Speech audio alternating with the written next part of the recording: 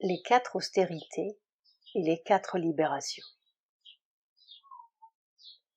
Pour suivre l'éducation intégrale qui mène à la réalisation supramentale, 4 austérités sont nécessaires et 4 libérations aussi.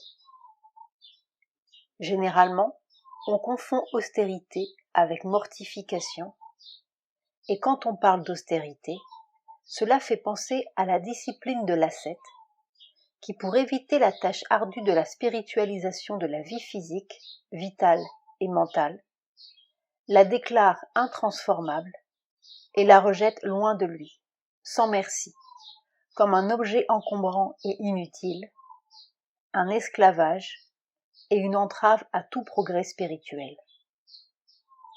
En tout cas, comme quelque chose d'incorrigible, un poids qu'il faut porter plus ou moins allègrement jusqu'à ce que la nature, ou la grâce divine, vous en libère par la mort. Au mieux, la vie terrestre est un champ de progrès dont il faut profiter le mieux qu'on peut, afin d'atteindre le plus tôt possible le degré de perfection qui mettra fin à l'épreuve en la rendant inutile. Pour nous, le problème est tout différent. La vie terrestre n'est pas un passage, ni un moyen. Elle doit devenir par la transformation un but et une réalisation. Quand donc nous parlons d'austérité, ce n'est pas par mépris du corps, pour nous détacher de lui, mais par nécessité de contrôle et de maîtrise. Car il y a une austérité bien plus grande, plus complète et plus difficile que toutes les austérités ascétiques, c'est l'austérité nécessaire à la transformation intégrale, la quadruple austérité préparant l'individu pour la manifestation de la vérité supramentale. Par exemple, on peut dire qu'il y a peu d'austérités aussi sévères que celles exigées par la culture physique en vue du perfectionnement corporel. Mais nous reviendrons sur ce point en temps voulu.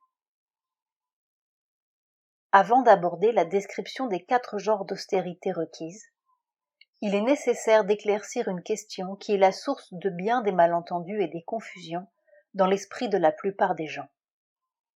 C'est celle des pratiques ascétiques qu'ils méprennent pour des disciplines spirituelles. Ces pratiques, qui consistent à maltraiter le corps afin, disent-ils, d'en libérer l'esprit, sont en effet une déformation sensuelle de la discipline spirituelle. C'est une sorte de besoin pervers de la souffrance qui pousse l'ascète aux macérations. L'emploi de la planche à clous du sadhu ou des verges et du cilice de l'anachorète chrétien est l'effet d'un sadisme plus ou moins voilé, inavouable et inavoué. C'est la recherche maladive ou le besoin subconscient de sensations violentes. En vérité, ces choses sont fort loin de toute vie spirituelle, car elles sont laides et basses, sombres et malsaines. Et la vie spirituelle, tout au contraire, est une vie de lumière, d'équilibre, de beauté et de joie. Elles sont inventées et préconisées par une sorte de cruauté mentale et vitale s'exerçant sur le corps. Mais la cruauté, même à l'égard de son propre corps, n'en est pas moins de la cruauté. Et toute cruauté est le signe d'une grande inconscience. Les natures inconscientes ont besoin de sensations très fortes, car sans cela, elles ne sentent rien. Et la cruauté, qui est une des formes du sadisme, procure des sensations très fortes. La raison avouée de semblables pratiques est d'abolir toute sensation, afin que le corps ne fasse plus obstacle à l'élan vers l'esprit. On peut douter de l'efficacité d'un tel moyen. C'est un fait reconnu que pour progresser rapidement, il ne faut pas craindre les difficultés. Au contraire, c'est en choisissant à chaque occasion de faire la chose difficile que l'on augmente sa volonté et que l'on fortifie ses nerfs. Or, il est beaucoup plus difficile de vivre avec mesure et équilibre, dans l'égalité d'âme et la sérénité, que de vouloir lutter contre les abus de la jouissance et leurs conséquences obscurcissantes, par les abus de l'ascétisme et de leurs conséquences dissolvantes. Il est beaucoup plus difficile d'obtenir de son être physique un développement harmonieux et progressif dans le calme et la simplicité, que de le maltraiter au point de le réduire à néant. Il est beaucoup plus difficile de mener une existence sobre et sans désir que de priver son corps de la nourriture et de la propreté indispensables en se glorifiant orgueilleusement de son abstinence.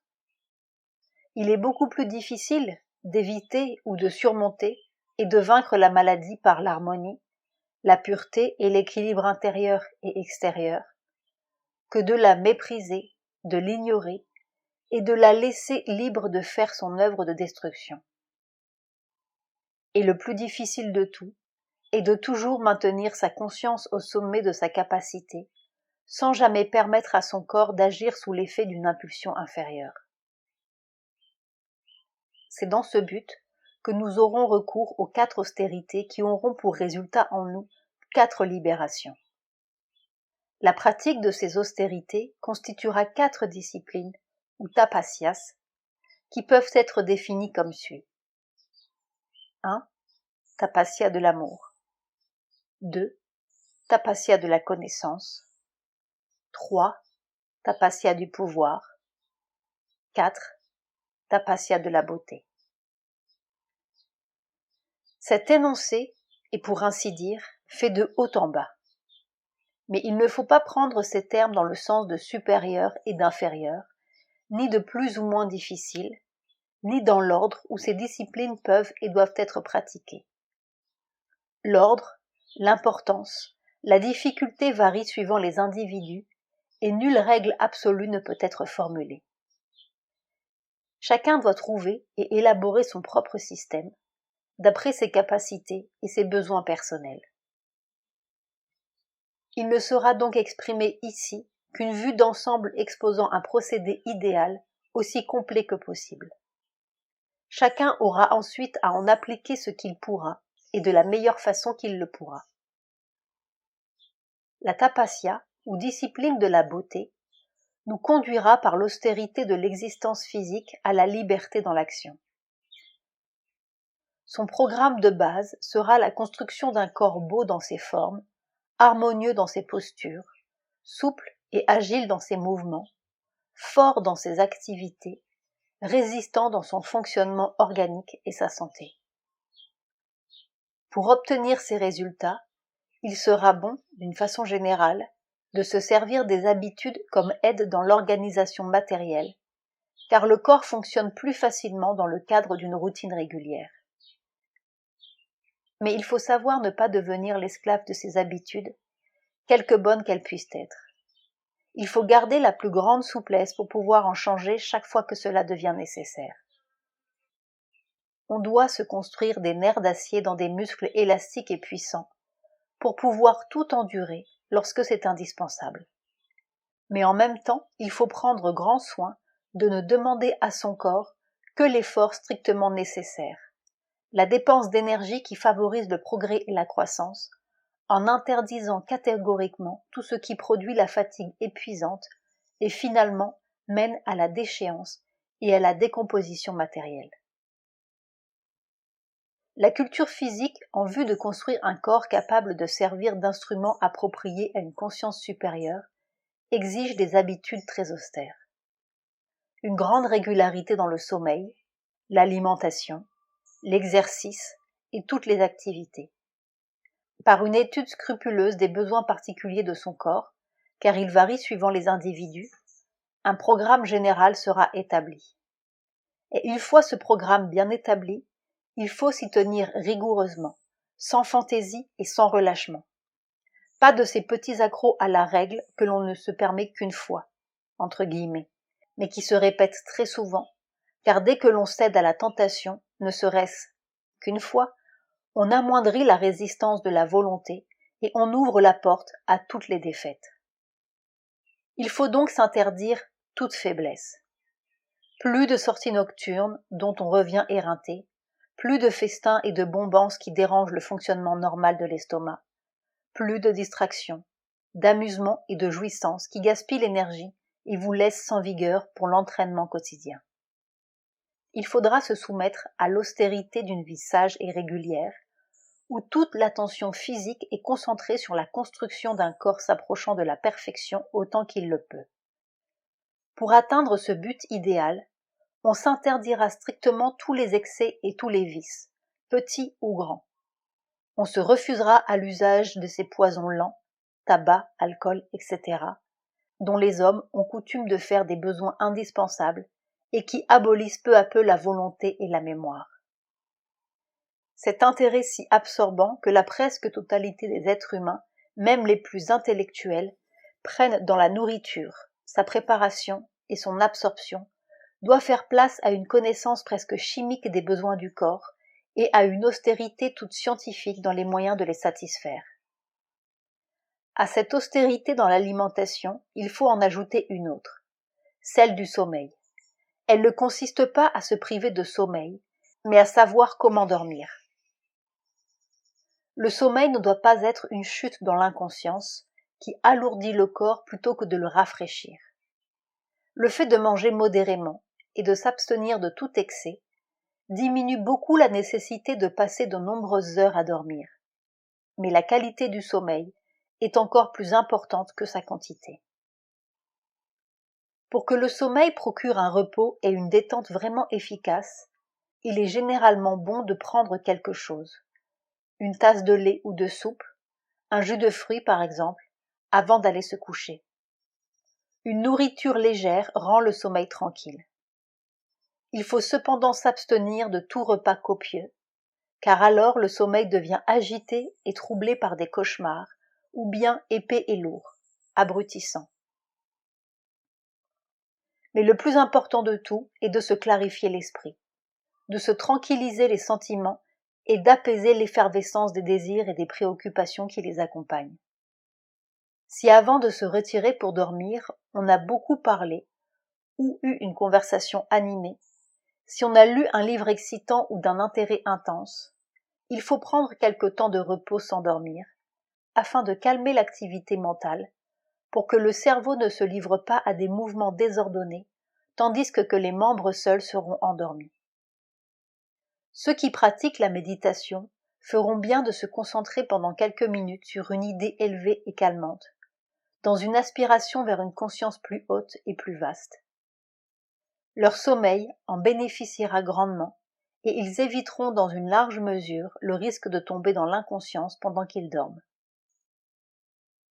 Après l'austérité d'une nuit passée exclusivement à se reposer dans un sommeil calme et paisible, viendra l'austérité d'une journée organisée avec sagesse et dont l'activité sera partagée entre les exercices progressifs et savamment gradués, nécessaires à la culture du corps et le travail, de quelque nature qu'ils soient.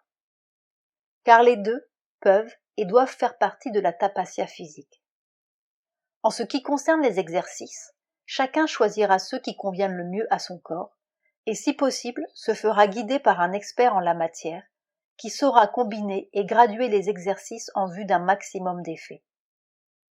Aucune fantaisie ne présidera à leur choix, ni à leur exécution. Il ne faudra pas faire ceci ou cela, parce que cela paraît plus facile ou plus amusant. On ne changera d'entraînement que lorsque l'instructeur jugera que le changement est nécessaire. Chaque corps, pour être perfectionné, ou même seulement amélioré, est un problème à résoudre dont la solution exige beaucoup de patience, de persévérance et de régularité. En dépit de ce que beaucoup de gens pensent, la vie de l'athlète n'est pas une vie d'amusement ou de distraction. Au contraire, c'est une vie toute faite d'efforts méthodiques et d'habitudes austères, ne laissant aucune place aux fantaisies inutiles et nuisibles aux résultats que l'on veut obtenir. Dans le travail aussi, il y a une austérité. Elle consiste à ne pas avoir de préférence et à faire avec intérêt tout ce que l'on fait. Pour celui qui veut se perfectionner, il n'y a pas de grands et de petits travaux, des travaux importants et d'autres qui ne le sont pas. Tous sont également utiles pour celui qui aspire à être maître de lui-même et à progresser. Il est dit qu'on ne fait bien que ce que l'on fait avec intérêt. Cela est vrai. Mais ce qui est plus vrai encore, c'est que l'on peut apprendre à trouver de l'intérêt dans tout ce que l'on fait, même les besognes les plus insignifiantes en apparence. Le secret de cet accomplissement se trouve dans l'élan de perfectionnement. Quelle que soit l'occupation ou la tâche qui vous est échue, il faut la remplir avec une volonté de progrès. Quoi que ce soit que l'on fasse, il faut non seulement le faire aussi bien que l'on peut, mais s'appliquer à le faire de mieux en mieux dans un effort constant vers la perfection. De la sorte, tout devient intéressant. Tout sans exception. La besogne la plus matérielle, aussi bien que les travaux les plus artistiques et les plus intellectuels. Le champ de progrès est infini et peut s'appliquer à la moindre chose. Ceci nous mène tout naturellement à la libération de l'action, car on doit être dans son action, libre de toutes les conventions sociales, de tous les préjugés moraux. Mais ce n'est pas pour mener une vie de licence et de dérèglement. Tout au contraire, la règle à laquelle on se soumet est beaucoup plus sévère que toutes les règles des sociétés, car elle ne tolère aucune hypocrisie. Elle exige une sincérité parfaite. Toute l'activité physique doit être organisée en vue de faire croître l'équilibre, la force et la beauté du corps.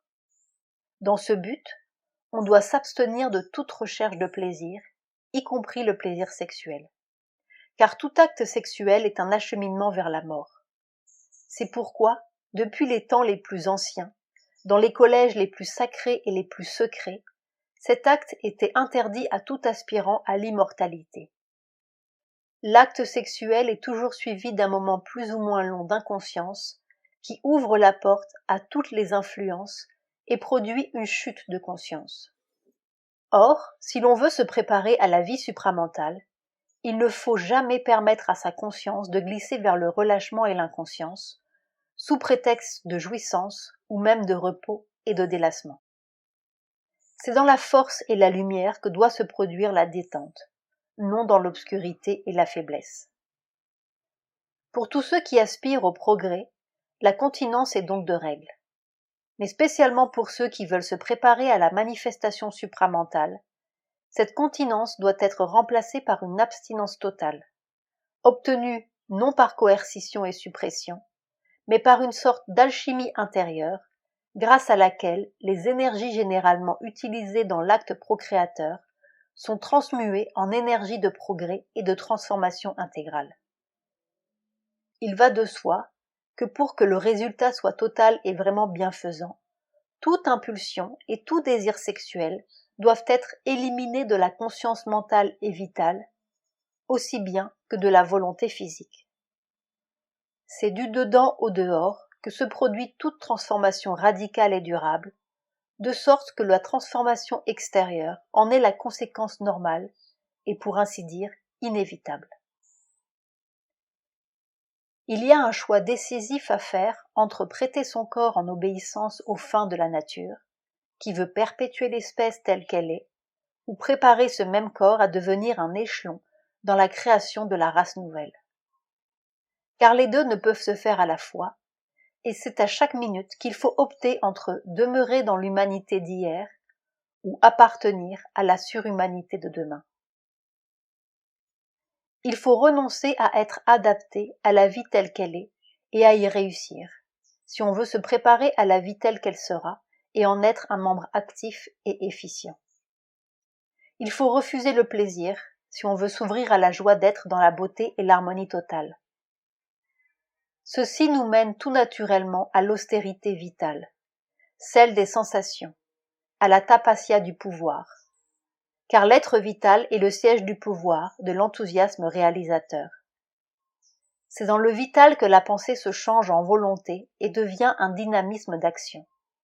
Il est vrai aussi qu'il est le siège des désirs et des passions, des impulsions violentes et des réactions également violentes, des révoltes et des dépressions. Le remède ordinaire est de juguler l'être vital, de l'affamer en le privant de toute sensation. En effet, c'est par les sensations qu'il se nourrit principalement, et sans elles il s'endort, s'engourdit jusqu'à l'inanition. À dire vrai, Le vital a trois sources de subsistance. Celle qui lui est la plus facilement accessible vient d'en bas, des énergies physiques, par l'intermédiaire des sensations. La seconde se trouve dans son propre plan, quand il est suffisamment vaste et réceptif, par le contact avec les forces vitales universelles. La troisième, celle à laquelle il ne s'ouvre généralement que dans une grande aspiration de progrès, lui vient d'en haut par l'infusion et l'absorption des forces et de l'inspiration spirituelle. Les hommes essayent toujours plus ou moins d'ajouter à celle-là une autre source qui est en même temps, pour eux, la source de la plupart de leurs tourments et de leurs infortunes. C'est l'échange de forces vitales avec les congénères, généralement en groupement par deux, que le plus souvent ils méprennent pour de l'amour, mais qui n'est que l'attraction de deux forces qui ont du plaisir à s'échanger. Ainsi, si nous ne voulons pas affamer notre vital, les sensations ne doivent pas être rejetées, ni diminuées dans leur nombre et leur intensité. Il ne faut pas les éviter non plus, mais s'en servir avec sagesse et discernement. La sensation est un excellent moyen de connaissance et d'éducation. Mais pour servir ses fins, elle ne doit pas être utilisée égoïstement dans un but de jouissance, dans une recherche aveugle et ignorante de satisfaction propre et de plaisir. Les sens doivent être capables de tout supporter sans dégoût ni déplaisir, mais en même temps, il leur faut acquérir et développer de plus en plus le pouvoir de discerner la qualité, l'origine et l'effet des vibrations vitales variées, afin de savoir si elles sont favorables à l'harmonie, la beauté et la bonne santé, ou si elles sont nuisibles à l'équilibre et au progrès de l'être physique et du vital. De plus, les sens doivent être utilisés comme instruments d'approche et d'étude des mondes physiques et vital, dans toute leur complexité. Ainsi, ils prendront leur place véritable dans le grand effort vers la transformation. C'est en éclairant, en fortifiant et en purifiant le vital, non en l'affaiblissant, qu'on peut aider au vrai progrès de l'être. Se priver de sensations est donc aussi pernicieux que de se priver de nourriture. Mais de même que le choix de la nourriture doit être fait savamment et seulement en vue de la croissance et du bon fonctionnement du corps, de même, le choix des sensations et leur contrôle doit aussi être fait avec une austérité toute scientifique, en vue seulement de la croissance et du perfectionnement du vital. Cet instrument supérieurement dynamique, qui est aussi essentiel au progrès que toutes les autres parties de l'être. C'est en éduquant le vital, en le rendant plus raffiné, plus sensible, plus subtil, on devrait presque dire plus élégant, dans le meilleur sens du mot, qu'on peut avoir raison de ces violences et de ces brutalités, qui sont en somme des crudités et des ignorances, des manquements au goût. En vérité, le vital cultivé et illuminé peut être aussi noble, héroïque et désintéressé qu'il est, spontanément et livré à lui-même, sans éducation, vulgaire, égoïste et perverti. Il suffit à chacun de savoir transformer en lui-même la recherche de la jouissance en aspiration vers la plénitude supramentale.